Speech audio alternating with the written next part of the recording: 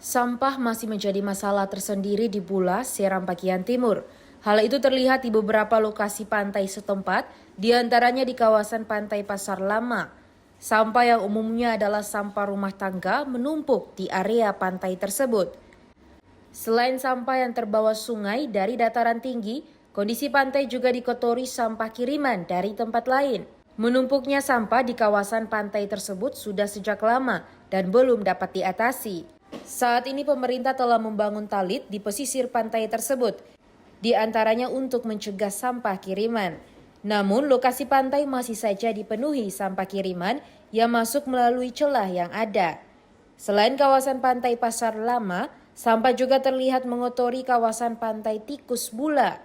Kendati pemerintah daerah telah menyediakan tempat sampah di lokasi tersebut, namun masih ada sampah yang berserakan di luar tempat sampah lantaran ulah oknum-oknum yang tidak tertib membuang sampah. Dari Bula, Seram bagian timur, kontributor TVRI Mansur Boinau melaporkan.